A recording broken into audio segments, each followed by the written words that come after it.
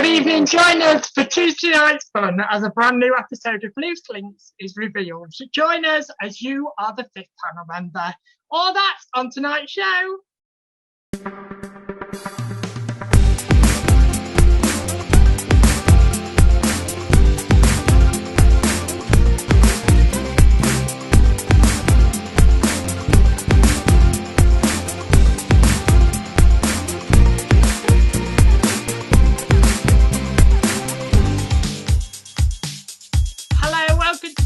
Loose Links. Joining me on the panel, Nicholas James tonight, is Sue Humphrey, Sam J. Hitwell, and Vicky Pierce.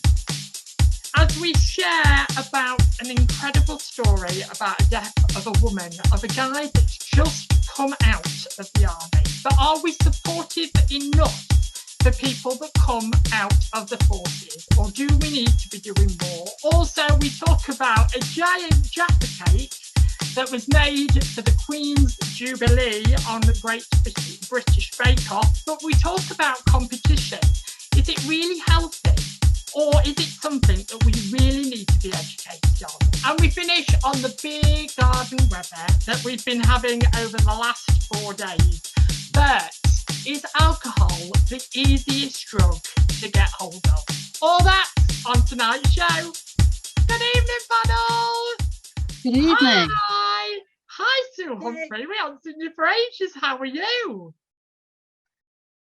I'm all right, thank you. Very well. How are you? Oh, well, it's good to have you back. I'm very well. I'm quite tired. It's been a busy week at work, but I'm here. I'm here. Vicky Pearson, also, how are you feeling? Because obviously you've got the credits, the dreaded C word recently. How are you feeling? Are you feeling back and healthy again and all of that?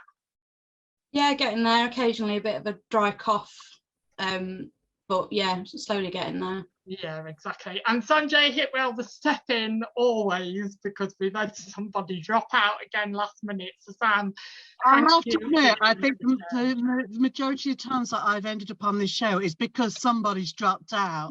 Yeah, exactly. Do anything in my evenings, obviously. We start with last week's polls because it's your show as well as ours. So the 3 polls that were shared is: do you think it's important to have someone inspirational in your life? 63% of you said yes. 36% of you said no. So some people don't think it's important to have someone inspirational in your life.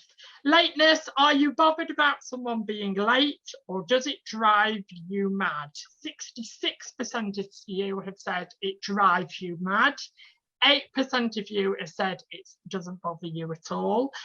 And 25% of you, added by Alex Kyle, thank you very much, Alex, says depends what you define as late. And the third poll was: do you think it's good enough that the holiday industry is not ready for us now after a 2-year lockdown? 55% of you said it's not good enough, but 44% of you says no, I don't blame them. So mixed polls again this week. Also, we didn't do something last week, so we need to do it this week. Go and check out our Facebook page because we've had many advertising this week. We've had advertising from the YMCA in Lincolnshire. Thank you for donations of hundreds of pairs of socks to the Nomad Centre this morning. Incredible support. Go and have a look at that. We also had shared this week, Julie Lee has shared what is your pension credit, all about your pension credit. If you want to go and check out that link, that's on.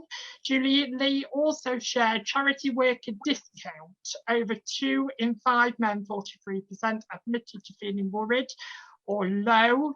53% of women said that it's talking about men's mental health. Go and have a look over there. Also, we've got shared for Holly Smithson. These ladies are collecting trolleys of clothes for families that are suffering from domestic violence and are in Lincoln Refuge. It's called Dash Free Ends charity. Go and have a look in there. And Cameron Bragg Remember School Uniform, Uniform Direct. He's shared shipping costs come up to monthly with uniform, so that's all about school uniform. Go and have a look at that. So let's get on with this week's show. It's nice to see you all. We start first on the subject of neighbours after a long-running dispute about parking. So it's about parking, really. Two neighbours, as their children slept upstairs, had an attack in their home in Somerset by an ex-armyman. So an ex-armyman has been sent to court because he's really hurt somebody, really. But it did get me thinking. I can't go too much into the story, obviously, but it did get me thinking. Panel, let's put that out there to all of you. Do you think being in the army or being in the navy or anything like that is not just a job, but a lifestyle? Yeah, it definitely is. I think that's something that you're either really attracted to or not, because it comes with its own restrictions. You know, you're going to be going away, relationships, travel, different things like that. It takes you out of society, doesn't it, really? Like, you have holidays back into society at times. But I know it's really hard on the family. I know it's hard on partners. It's hard on them being away from children. You know, and I guess some people don't have families. So it's one of those things. I think anything really is a bit of a lifestyle choice, but the military definitely. And I know a lot of people usually have it in the family. It's one of those careers, I think, that a lot of people go into when they've had their family in that industry as well. Yeah. But Sue, do you think if you come out of a job like that, though, we really need to think about people coming out of industries? Like Vicky's just said, it's a lifestyle. It's not just a job. And obviously there's a load of trauma that comes with it and stuff like that, and things that you've seen and heard. And stories like this recognise to me that actually we're not doing enough for people that are coming out of the army and the navy. Do you agree? I think, yeah, I do agree, actually. I've had very little experience, but I have had a little experience with meeting people who've come out of the forces. What I wanted to say was the lower echelons of the forces, you know, what I call the foot soldiers, very often the lifestyle they choose in being in the forces means, yes, they have to take responsibility for themselves and their comrades in arms, but they don't have the responsibility of making decisions. They don't have the responsibility of silly things like, you know, they're wearing a uniform, so they haven't got day-to-day choices to make. They go where they're told to go. They do what they're told to do. And that must be really difficult when you come out of the forces to then have to cope with making all those day-to-day decisions. Unless your partner is also in the forces, well, it must be doubly difficult. If your partner's at home, be that male or female, and making those day-to-day decisions, then there is somebody to do that. But if you come out of the forces and you haven't been doing that for 5 years, 10 years, 15 years, I don't know how long, it must be really difficult then to actually start and take on your, you know, responsibility for your day-to-day life. And I've come across several ex-military in other parts of my life where, you know, because of that lack of discipline or because of PTSD, when they get out into Civvy Street, they can't actually cope. So they turn to drink, or they turn to drugs, or they turn to other coping mechanisms, and, you know, very often find themselves out on the street. Now, I understand that the armed services do things before people are, you know, retire out of the forces, but I don't know how much they do. But I think we could certainly do more to support them once they're in Civvy Street.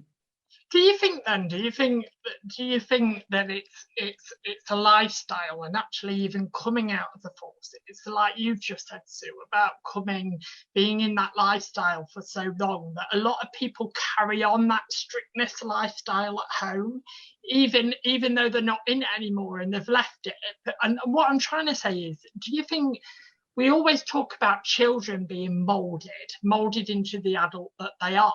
Do you think in the forces and stuff like that, we are even molded as adults on how to behave and what to do? And actually, it's very difficult to then come back home to civil life, to normal life, because actually it's been so ingrained in them that this is the way you live. Do you think that would be something? That's a really interesting point, actually, because you're living with people who have chosen that same style, that same lifestyle. Definitely.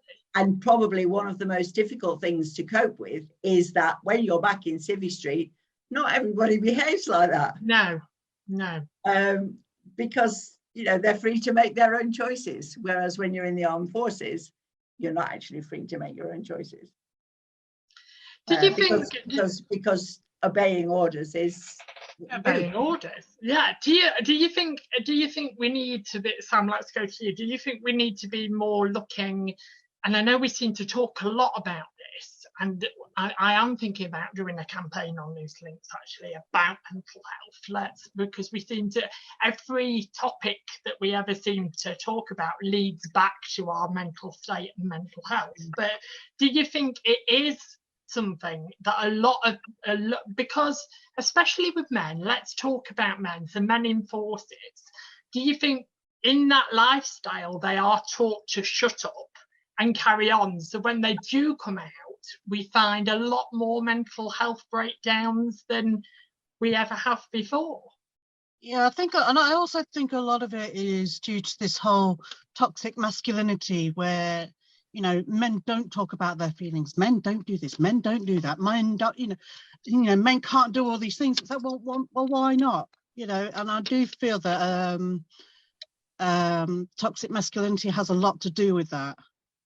But also on the flip side, when they're out, you know, like in all these war-torn places, they can't have their emotions on their sleeve. They can't wear their heart on the sleeve because they're in some, in some dangerous places. So I feel like that's probably part of the reason why they can't, you know, they struggle when they come back to being, you know, to civilian life, and that they struggle because it's not what they're used to, if you get what I mean. And so, you know, one minute they're told, you know, you can't let your emotions get the better of you when you're out there, and now they come home in civilian life. Now that people are saying, well, you can talk about your emotions now. So it's just kind of like, well, which one is it? You know, and I feel like a lot of that is, you know, it's kind of like drilled into them to not let your emotions get the better of you in the forces, I think. So do you feel like from both worlds then, like we talk about men's mental health quite a lot, and it's talked about men's mental health is more of a talking topic nowadays than it maybe was 10 years ago. But do you think that we've got a battle when it comes to life as a soldier or life as a sailor or life in the army or anything like that they're taught still here, actually, keep quiet, keep going, this is how you deal with it? And then we've got a battle over here in society that is saying men should speak more, we should talk more, we shouldn't hide behind closed doors. So do you still think maybe the army and the navy and people like that need to think about mental health and how mental health affects people, and actually there needs to be a staggered progress back into society? I think there should be something there to try and help them, kind of, because obviously everybody's different. Some people can go from one to the other, no problem, and they can, you know, but then there are others who will kind of who will struggle, and, you know, and they're never the same again because they can't cope with not being in the army. The army is all they've known, and they can't cope with that. So that's when they struggle. So I think there should be, there should be something put in there to try and debrief them into civilian, being on civilian again. And I think there needs to be something to help them with not just switch over physically, but also mentally as well. Mentally prepare them for going into that world, and where, and once they're in the civilian world, have that support still in place until they feel like until they feel like they can, go it alone. But there really should be something, and it should be done. It shouldn't be like a one size fits all thing. It should be done on individual cases, because some people will need more help than others. Like I say, some people can change just like that and be fine, but then there's others who won't, who will struggle more. And they're the ones what do you think? I've never been in the forces. It will be really interesting to hear the opinion of someone who's been in the forces. My understanding is that there is something like that you talked about, Nick, a gradual return back, say over the year prior to them leaving, or a couple of years. I understand there is something in place already, but it will be really interesting to have that confirmed. And I also understand that when there have been particularly difficult missions, say a comrade has died, been shot, IED or whatever, there are debriefings. Yeah. I think one of the things that people in the armed forces might find really difficult is, if you speak to someone who's been in the armed forces, they will always say the camaraderie is wonderful. This brotherhood or sisterhood of soldiers is wonderful, because nobody in Civvy Street really understands what it's like to walk in their shoes. And that's true. How can we? How can we, if we've never been in the forces, how can we understand what it's like, not to have freedom of choice, to actually go where you're told, do what you're told to do, not question it, obey the orders, and then have to carry whatever it is that you've seen and done with you. We can't, there's no way we can really understand what that's like. We can empathize and we can try to understand, but we can't really understand. And I think that, well, who do I confide in now? Who do I tell my feelings to now that I don't have that brotherhood or sisterhood of fellow soldiers, sailors, Air Force people? This person that I'm speaking to in Civvy Street can't really understand what it's like, and that must be really difficult. How do you, whoever they're speaking to has to gain their trust, I think. Well, dive in a little bit aside from the army and stuff like that. And yes, I completely agree with you, Sue. If there's anybody out there that has been in the army or been in the Navy, or please come forward. Please let us know, because it'd be quite interesting to interview you or maybe speak to you about this topic. So if you have been in the Navy or the army or are back into civilization again, and how that stage happened, please come forward, because we would love to hear from you. But going off that subject a little bit, when we all know now, I don't know if you've been watching it, but there's loads of police programs on at the moment, and there's the force, there's police inspectors, there's tons and tons that go on, and it shows us as people that have never been there and hopefully never will, the process of convicting somebody, the process of sending somebody to jail. But my question to you guys is, when we have repeat offenders, when we have those stages of, I researched the other day, it's nearly over 10 grand a year to lock somebody up. It's ridiculous how much money it is to lock somebody up. So, do you think prison's always the answer? Let's go to you, Vicky. Every time I'm on this show, I swear we talk about prisons, rehabilitating prisoners, and he was going off a spiel about it. No, I mean, I don't think government's doing about anything. So, I mean, it's a default answer for me, isn't it, really? I think mental health isn't taken care of at all across the board. I think everyone should have access to a counsellor. I think in every GP surgery, there should be somebody that specialises in mental health, that you might not need it every week. You might be able to go in for a 6-month checkup or a yearly checkup and just have someone to talk to and just, you know, have that time. I think that, you know, I don't care what people say about funding.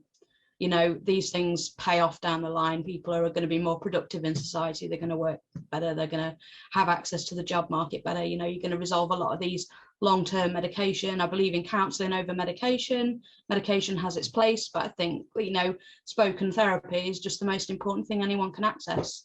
You know, and it is hard. I mean, I come from a place that I didn't used to talk about my feelings. I used to play kind of full contact sports and adrenaline sports, and you know, one of our mottos was "suck it up, cupcake," like, and no one moaned. Everyone was like really tough, and you know, it took me years to get to the point that I could actually talk about a lot of stuff that I needed to deal with, and went through that process. I mean, I'm a decade and a bit into it. You know, it's not an easy thing, but I think that, you know, it is hard, and everyone should do it. Everybody. You know, I mean, the world we're living in today, with everything going off with Ukraine and America and Russia, you know, looking at COVID and people losses, and our government falling apart right now. I mean, I think everybody should be seeing a counsellor. Because if you're not, then you're not paying attention. I just don't.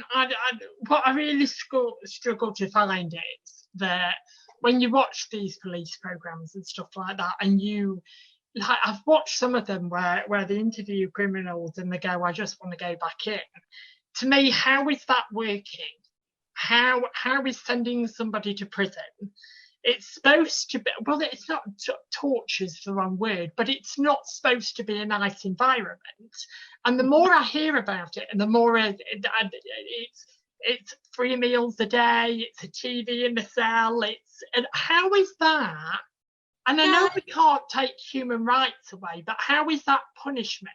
I see now. I'm going to jump in on that one. And I know people say, and yeah, okay, whatever they say about the facilities, I really don't have a massive opinion on it. I don't believe in, I think only the most serious of crimes should be locked up. I think the majority, there's a lot of people in prison who could do with a lot of work on themselves and actually rehabilitation and things like that. Totally agree with that. But can you imagine being somewhere where you're locked up with like murderers and sex offenders and really scary people? And I know there's a lower down prison, but even then, people who've committed burglary, you know, I mean, you're going to be on hypervigilance state all the time. The whole time you're there, you're never going to be able to relax. It's not like a home environment, you know. Even the ones who are supposed to are a little bit more higher up in the hierarchy, you've still got to keep that position, haven't you? It's definitely not easy for anybody. I wouldn't say prison is an easy option for anybody.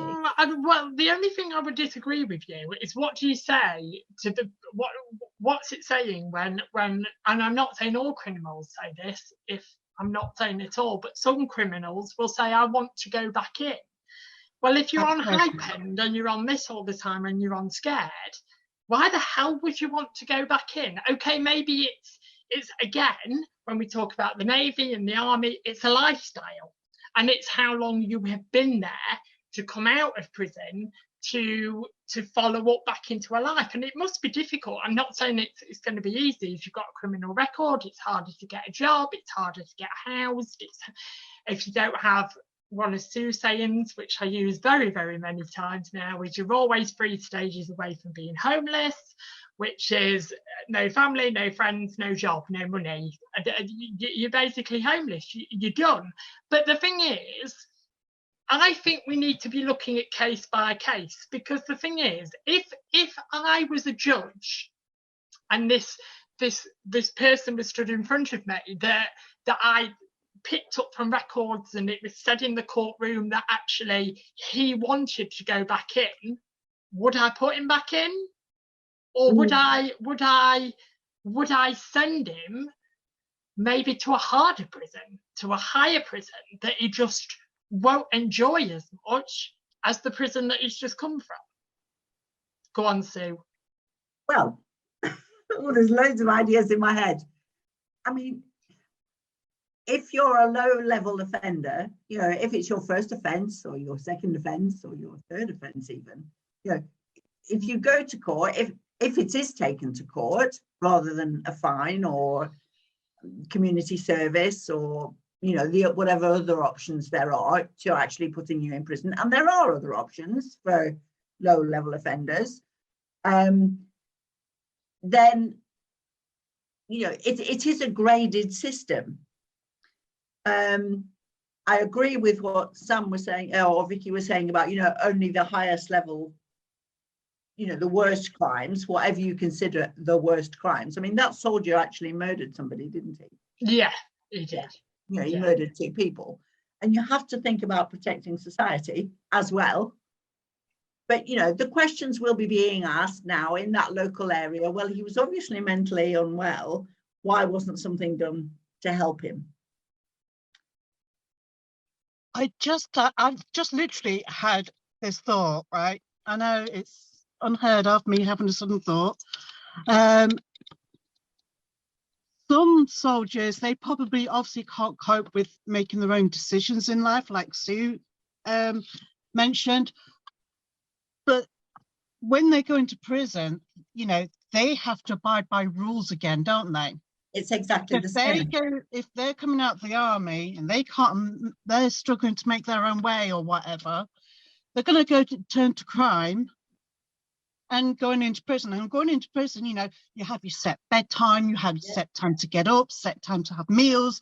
You've been told what to wear, when to wear it, and all. You know, they are bound by set rules again. So maybe, you know, with some, I'm not saying all, but, you know, with certain people, maybe they just think that prison would be more suited to them because that's what they're used to. I totally agree, Sam, because they're in an environment where they don't have to make those decisions. Yeah. The alternative to prison is more difficult. It's harder to deal with, because actually, you know, losing your freedom is pretty awful, but you don't have to deal with all those day-to-day decisions.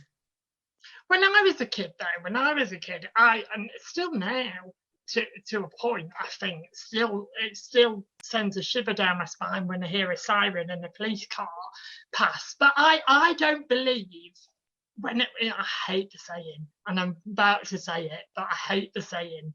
In my day, when I was a kid, when someone says that to me, I automatically put my fingers in my ears because I hate it. But in my day, when I was a kid, I was petrified of the police.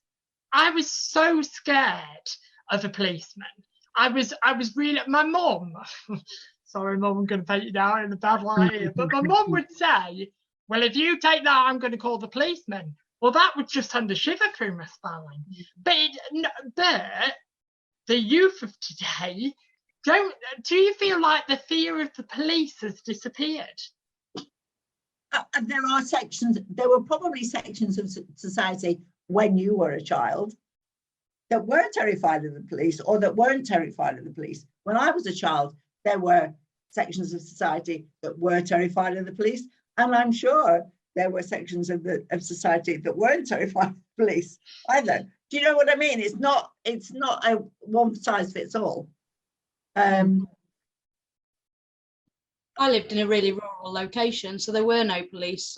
So it wasn't even a thing. We didn't even have a local policeman. They had to come in from like 25 minutes away. And if it wasn't serious, they wouldn't bother. You know? So, yeah, we used to get on, I don't know if I can even say this, if you suddenly get yourself in trouble after the fact. We used to have like 7 or 8 of us on a dirt bike, all of us on the bike at the same time, going down all the little country roads and off on the farm tracks to get to the flood banks by the River Trent. And that many people on a dirt bike? Oh, you can. Oh my God. I mean, we were about 12 or 13 years old, you know, but yeah, no, you can't. So the ultimate question I'm asking then, ladies, is do you think we need a better system for people coming out of prison? Yeah. 100%. Definitely. If there's a problem, then there needs to be a solution, and it's quite clear that there's a massive problem, isn't there, with this?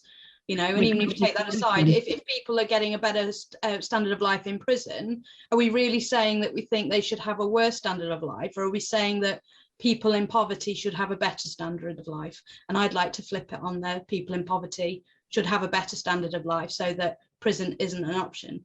And I think the other side of that is, Vicky, is to say, people who need help to cope with daily life need help to cope with daily life. And as you said, they'll be far more productive. Because you are right, Vicky, we still have a standard in life where people are in the hierarchy and the lower hierarchy. And I can't stand it. I can't, like, in lines of work, there's people that are managers that fall down underneath. But to me, when I work, it's not about someone being up here and someone being down here. I really try my hardest to be level. We work as a team. We work together. There's nobody. Yes, there's got to be somebody that makes those ultimate decisions, but I still find it difficult that even on TikTok today, there are people that will show their council house, that will show what they've done to their council house. And you see comments underneath about being scum because you're in a council house and in that's not very good in society and stuff like that. How are we to judge other people's lives? To me, there's one judge and that's not me. You want to comment, you've got a disability, honestly, it's like pounds to a fox. It is insane. Like the things I play it quite coy if I'm in a good mood, otherwise I ignore it because I don't need negativity in my life. But if I'm dealing all right on that day, I lead them down a little garden path of insulting me with all these expectations, and then I tell them about who I am and it completely contradicts everything. And they will, if you just let them be like, oh, what do you think about that, and what do you think about that, they'll every disabled person has got a bad back or a bit of depression and they're rinsing the system. And if they had any idea how hard that would be to do, they'd have to be a professional con man to do that. We're talking about disability. There's a celebrity that's come out this week and I can't remember who she is. I know she's an athlete and I can't remember who she is. And she came out on this morning, and it did make me think, when we talk about society and stuff like that on my thing, when I think about, we dive on so many topics on one topic, don't we? But when I think about sexuality, everybody talks about the coming out, the coming out to everybody. And what really made me reflect, I will find out the name of the celebrity and tell you next week. What I reflected, that actually people think out there that you come out once and that's it. You don't.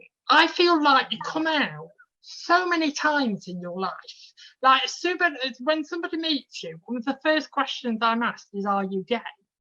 And you feel like the coming out story carries on in everybody that you meet, every new person that you meet. You're coming out to them and saying, oh, this is my sexuality. And I just want to get to a world where it doesn't matter. It really doesn't matter, and we really don't think about it. And we are getting there, but we're still not there. But anyway, see what you guys think. Do you think actually we need to be doing more for the military and the army? Do you think prison is always the answer? And do you think we need to get rid of this higher and lower hierarchy? Have you also, you are the 5th panel member out there. There are many ways you can get in touch with us. We have a Facebook page, group, Twitter, TikTok, Instagram, loose links at gmail.com, www.looselinks.co.uk, and I think that's it. I think that's the only way you can find us. But moving on, we're going to talk about something quite tasty. In the week, the Tasty Feast was accomplished by former Great British Bake Off winner Frances Quinn, alongside staff using the company's top secret recipe. The giant cake, and yes, Jaffa cakes, was 6,557 regular sized Jaffa cakes at a measure of 175 centimetres in diameter. Miss Queen baked the 80-kilogram creation in celebration of the 15th anniversary of Britain's Got Talent programme. Now, I am going to ask the most important question that needs to be asked in this topic, ladies. Is a Jaffa cake a cake or a biscuit? Cake. Cake. It's a cake. What about you, Vicky? What do you think? Are you the cake or biscuit lady? Whatever you want to call it, you call it. See, I used to make, when I had my cake business, I used to make giant Jaffa cakes that were like the size of a dinner plate. I used to make giant ones for people. And when it doesn't matter whether they're small or big, it's still a sponge. And a sponge is a cake, not a biscuit. Well, the people that say it's a biscuit, I just think that it's got cake on the box. I can't get my head around it. It comes in a biscuit packet. Way. It comes, oh, look at Vicky. It comes in a biscuit packet. No, but that's why it makes it confusing. I'm not saying one way or the other. I actually have no views on the point. I had a heated debate once about mini cheddars. It's another one you don't realise is there. Is that Why a biscuit? mini cheddar? Is it a cracker? Is it, what is it? The savoury We biscuit. contacted them and they gave us an official response. It was really funny. You're joking. Oh my I was God. really bored that day. We were at work. What was the official response? I wish I'd kept it. Really funny.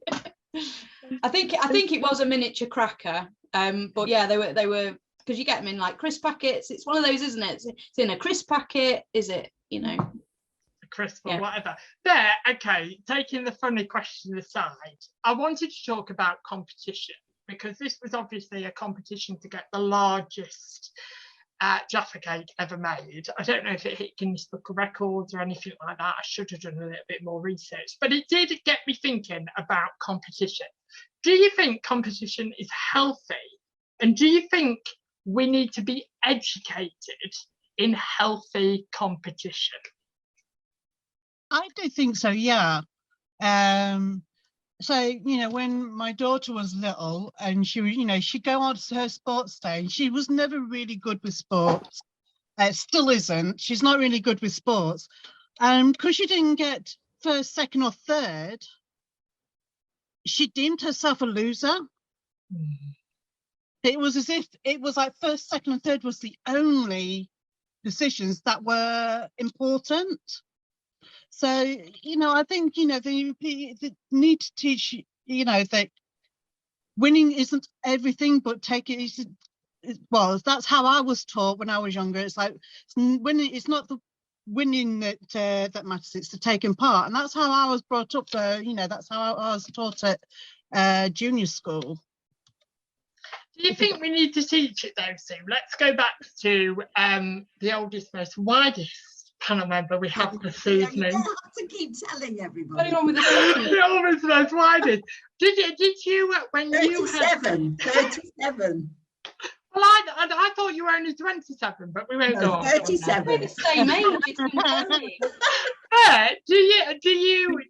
How did you feel about competition and teaching your children, even to the day now of your grandchildren? Do you think it's something that we really need to teach at a very young age about competition? It's really hard. I honestly, personally, I really struggle with this one. My thinking is it's much better to encourage your children to be the best they can and to encourage them to see that, if you start at a certain level and you want to achieve something in whatever, playing the piano, running a race, painting, anything, we all have to learn. And if you start at a certain level, usually there's nothing to stop you with practice and hard work getting better. And that's sort of my core value. But this, you know, winning at all costs, instant fame is another similar thing. You know, it's like all these, you know, bake-offs and, you know, the amateur ones, bake-off and X Factor and, you know, 15 minutes of fame. You know, how do people cope with that? It's all part of the same societal ethos of being the best. And actually, we can't all be the best. No. And if you enjoy doing what you're doing, whether it's running or painting or music or singing or whatever, being the best isn't the most important thing. The most important thing is enjoying what you're doing. The trouble is, society isn't like that, is it? You know, we've just talked about hierarchy and lower levels of society. You know, society's not like that. And today, being the oldest person, I do think we have a quite unhealthy approach to being the best. Team sports are good. Team sports are better, I think, because you're working, you're collaborating, like you said, you know, about at work, you collaborate with your team members. So you're collaborating in the team sport. Yes, you're wanting to win, but you're working with other people too. So if you have an off day, you've got a whole team of people. Yeah. But Vicky, to support you have obviously not going to name him, but you have a young child at the moment. Do you believe when playing a board game or when playing games that actually I'm just going to let him win? Anyone that knows me and is watching this is waiting for this answer. I really like competitions. I know you too well, Vicky. I know you too well. I'm really addicted to it. And I'm not a bad loser. I'm totally okay at losing. If I lose, I evaluate what I did wrong and how I need to be better next time. And I take it really seriously. And even if it's Monopoly or Scrabble, I will be, how do I improve my game? But that's me as a person with everything. Like anything I do. This is why everyone says I'm really competitive. I once had my team captain said, I bet you go for a wee in the public toilet and race everyone else that comes in at the same time. And I'm like, it's just part of fundamentally who I am. I'm very competitive. I understand with children. I think letting children win isn't the best all the time, because they're going to hit the real world and then it's going to be hard. And, you know, you have to, I mean, you know, Disney used to teach us about death, and it was an important lesson. And I think competitions teach us that you can't always win, you can't always come first, you can't always do that. And that if you do, you know, there's an element of luck, there's an element of natural talent, and then there's a huge element of a lot of hard work and perseverance in anything, singing, sports, you know, anything you want to do. And, you know, I mean, I've played nearly every sport, most sports. I've played for a few for county in my time and for my university, competed with horses. I've shot as well. I shoot when I was younger. And I don't know, I enjoyed it all. I enjoyed the team sports because of the family. And you end up, you have this community and it gets addictive and it's really amazing. While is there more pressure though? It turns all drama and toxic, and then it's the worst thing in the world. Yeah, is there more pressure for you when you're in professional sport? Is there a lot more pressure about not losing and winning and always striving to be better? It's intense. When I was playing roller derby and we were in the top 10 teams in the country. So, you know, we were doing all right. It was early days in the sport, so there's probably about 150 teams in the country at that point, just for kind of perspective, and a lot of them were newer. But we had a team for a period of time that, I mean, I loved and hated in equal measure, you know, because, well, I mean, we're all A-type, aggressive, assertive women, and when it's that time of the month, it got really interesting when there's 15 of you and you're allowed to hit each other. But I had a nutritionalist, we had a sports psychologist came in and worked with the travel team, and we had just travel team meetings where we worked on how we work together, how some people need to get over themselves, how some people need confidence, you know, all the things in a team dynamic that you get, because you get these very different personalities. I mean, I was grilling chicken at the night before and weighing my salads, so that when I went to work I had a box of pre-done meals that I knew what was in it. I was training 36 hours a week on top of a full-time job. I was running 7 miles a day after work. I was doing the Insanity workout. I could do 100 to 100, 200 press-ups and sit-ups in a go. You know, I mean, yeah, and then you're paying to travel around the world, and you're paying out your own pocket because you're female. So you're paying out your own pocket to get to Stuttgart and to Paris and to, you know, Helsinki, and you've got teams coming from America and you're helping fund them come over so we can play them, you know. And yeah, it is really intense, but I absolutely loved every minute of it, really. Well, I say every minute, there was some, you know, dramas that I don't like. Overall, I think looking back, you know, it was a real amazing thing to be a part of. You see, that's where I first met Vicky, because we both played for the same team. She was in the travel team by the time I started, but it was the most fun I'd ever had on skates.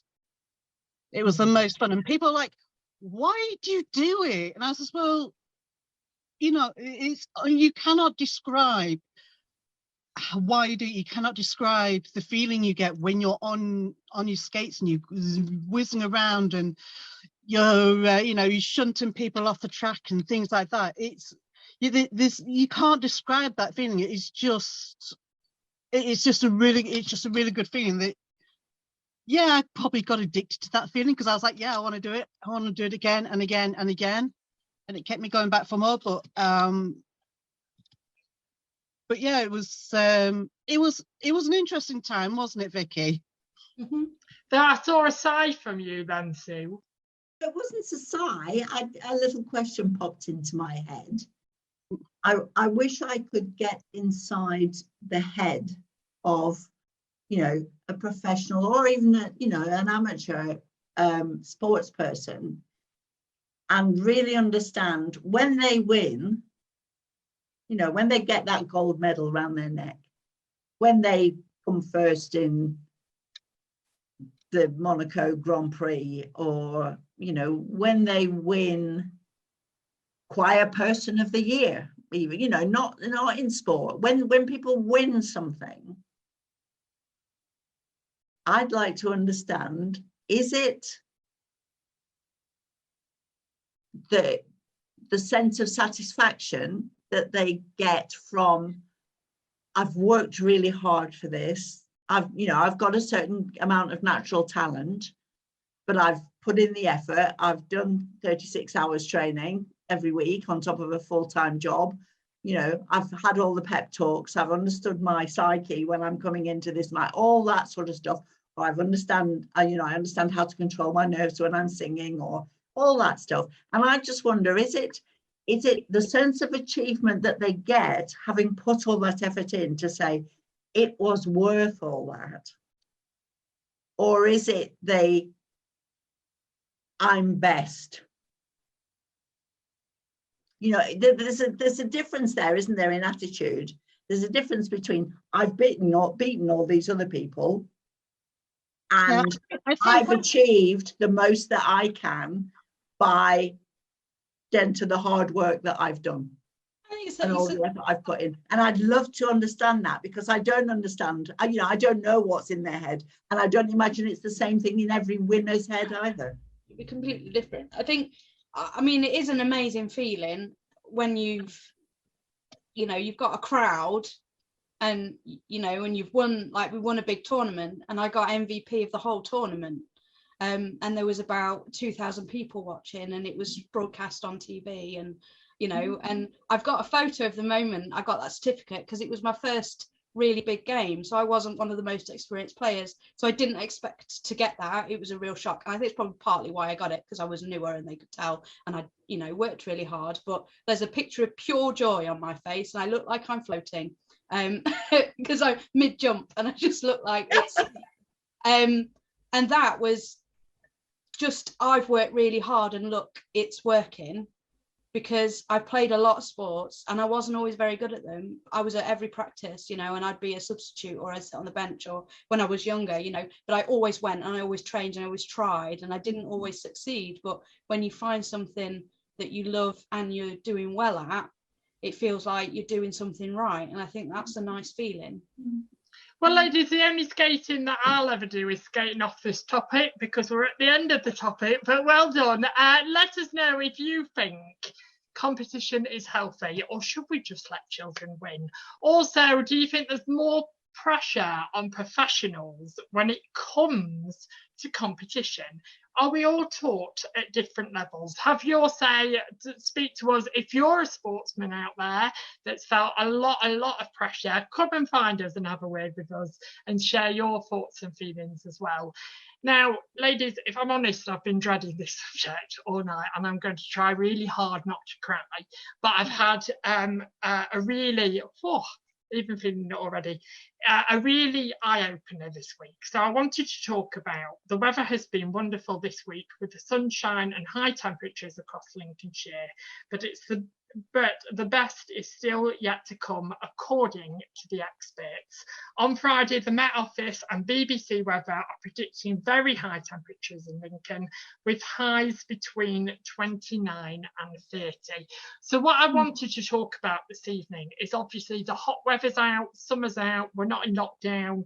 We seem to be hitting pub gardens a lot more than we have done in a long while, because we've not been able to.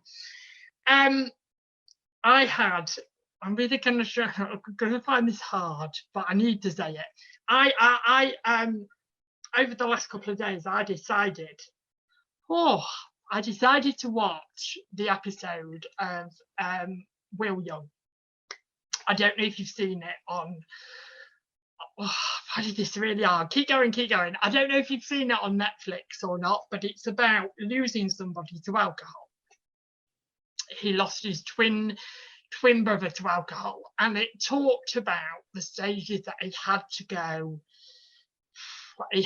through losing his brother and how he supported that. And at the very end, he decided that he needed to walk away, he needed to disappear, he needed, actually, I can't help you.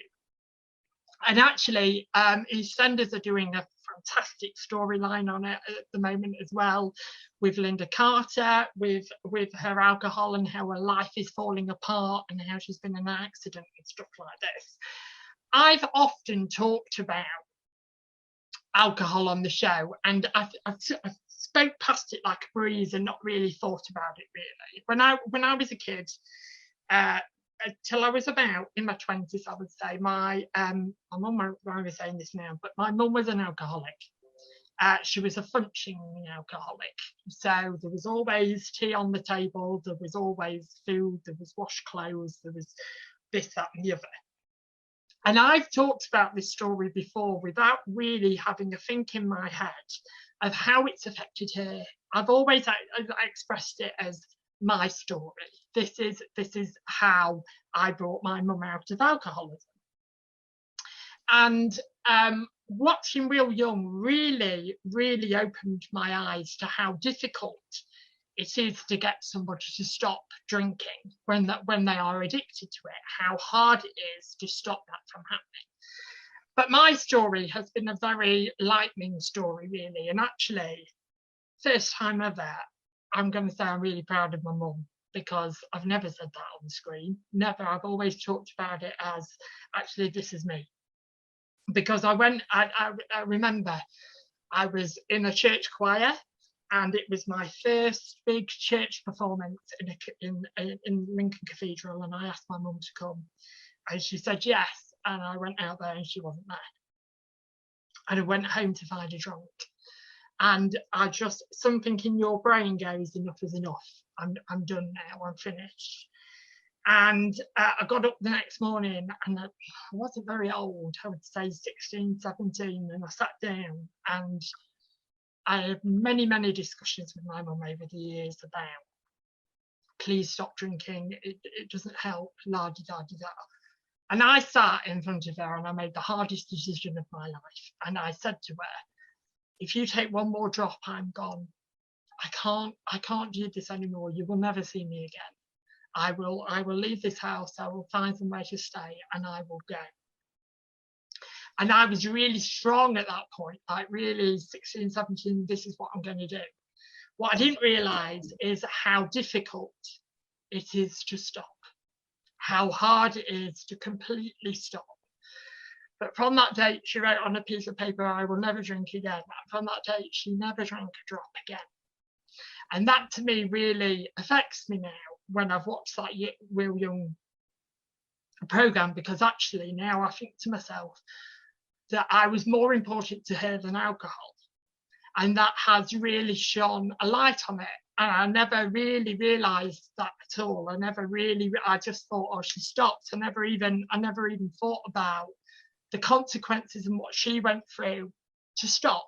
And she didn't get professional help. She went to a doctor, she was on medication, but actually she stopped. She never touched a drop again. And to this day, she hasn't touched a drop again. So I do want to publicly say, well done, Mum. And I'm really proud of you. Thank you. Oh, I just wanted to get that story out. just wanted to get that out. Do you think, though, when it comes to alcohol, it should be looked at more with crime when it comes to intoxicated people? Do you think actually it's the easiest drug to get hold of?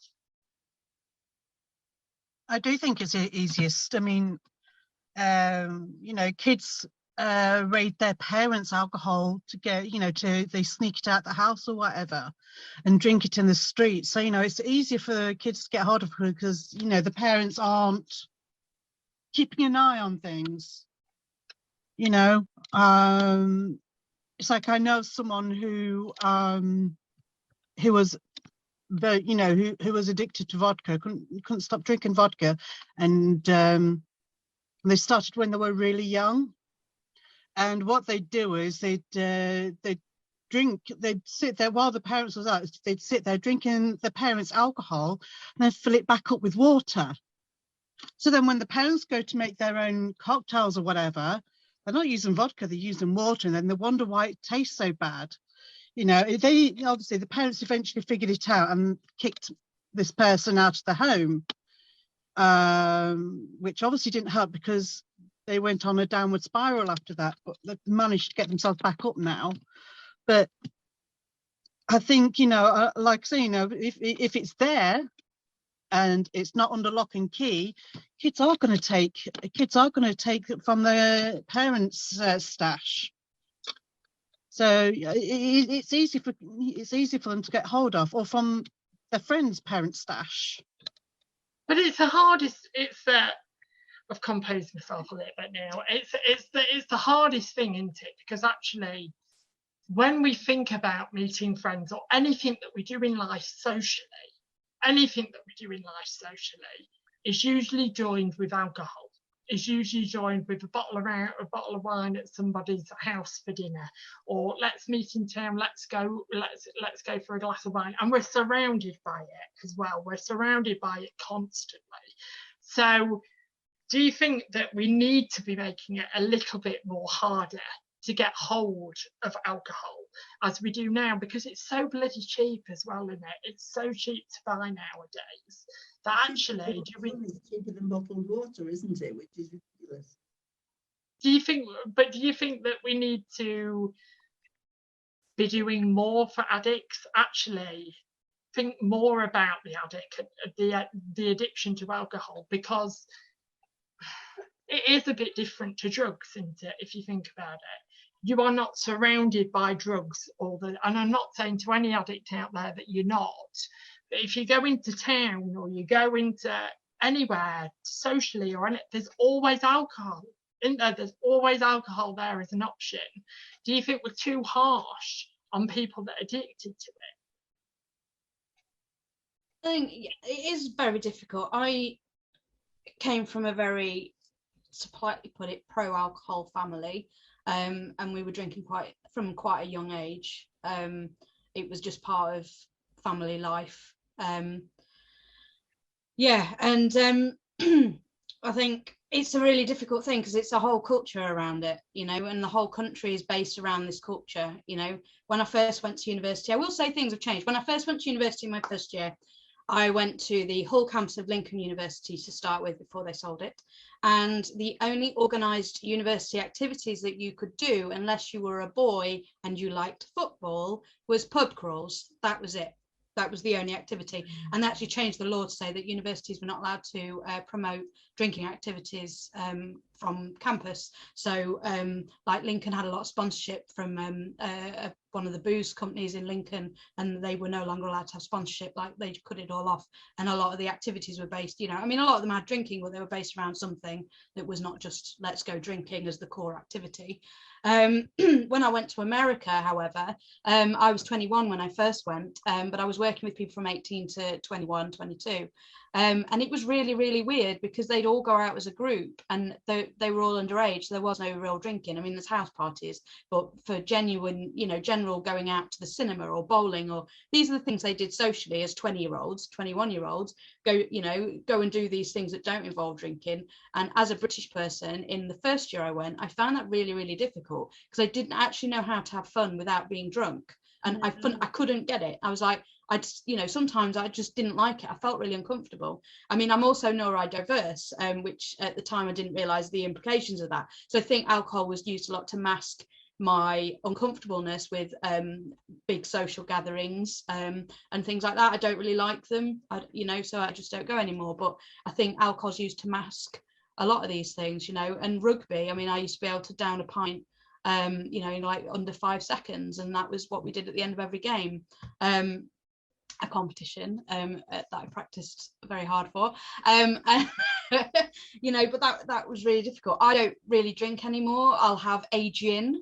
It's actually quite nice because I can spend a bit more on, if I'm going to have a drink, I can spend more money because I have one, and that's a conscious decision, and I'm on medication as well, so it never ends well. But I don't get drunk anymore, and I haven't been drunk in about a decade. But I actually had to have an intervention off of a friend after my eyes were bleeding after drinking too much. I used to really go hard or go home, and didn't go home. So I took it. Everything I do, I'm a maximum, let's take it as far as we can go kind of person. So that's what I did, and my friend actually had a real intervention with me, and I promised at that point that I would stop, and I did stop drinking as to the excess, that binge drinking, that like getting absolutely wasted on a regular basis. Completely agree with you there, Vicky, as well. And I think it takes a really, really strong person, because I've always been quite weary of my sister's drinking, because it seemed to happen in my family that it was the women of the family that was quite addicted to alcohol. Like I would say my nan was, my mum's sister was. It was always a big thing, alcohol. And what I find really touching nowadays is I hit and miss if I go and see my mum, but if I do go and see my mum and it's a nice day, that she's strong enough to say, do you want a glass of wine? And I can sit in front of her and drink a glass of wine. And I think that I've never thought actually how huge that is, how massive that is of an impact of being an alcoholic and offering somebody a drink of wine while you're sat there drinking a cup of tea. I think we take for granted, and I think stupid sayings now that I think we just need to be a little bit more sensitive, because we don't know. It's like we've talked about this evening with mental health. We don't know who's struggling out there.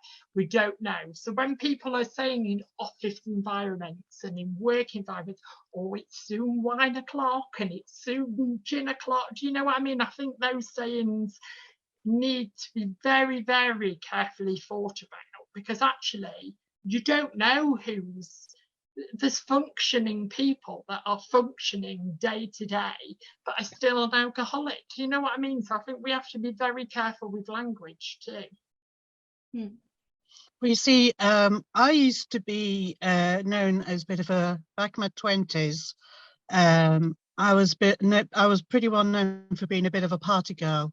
And I was always the last one standing, and I'm one of these. My body tolerates alcohol quite well, so it took a hell of a lot to get me drunk. So, and because of that, I would drink all the more. because I knew that, you know, it took a lot to get me drunk. So I was like, well, if it takes me this much to get me drunk, I can drink twice as much. So therefore, you know, I drink it all down. But I Yeah, don't I've never understood that. If I'm honest, I've never understood that, because I've never been a person that thinks I need to get absolutely levered to have a good time. Yeah, like I say, you know, this was back in my mid to late 20s when I was doing this. I mean, even at that, for some reason, even though I haven't been out drinking for God knows how long, I still get labelled with the wino. You know, I'm the wino. I'm the one that drinks. I'm the one that's you go to out for a drink with. I'm like, what's that say about me? You know, and that's like, and like I said, I haven't been out drinking since probably about 6-7 years ago now. Not long after I moved in here, but I don't do it so much now because, like Vicky, I'm on a lot of medications now, so I don't drink as much anymore. I drink responsibly, as they say, you know, and I've also instilled it into my daughter, you know, because when I was growing up, at the weekends we were allowed, you know, that you got those little stubby bottles of lager. My mum used to buy like crates of them, and we was allowed one with our meals as long as we weren't going to act stupid with it. And I would have one, you know, got to the point where I was allowed to have two with my meal because I would just sit there drinking it and eat my meal and I was okay with it.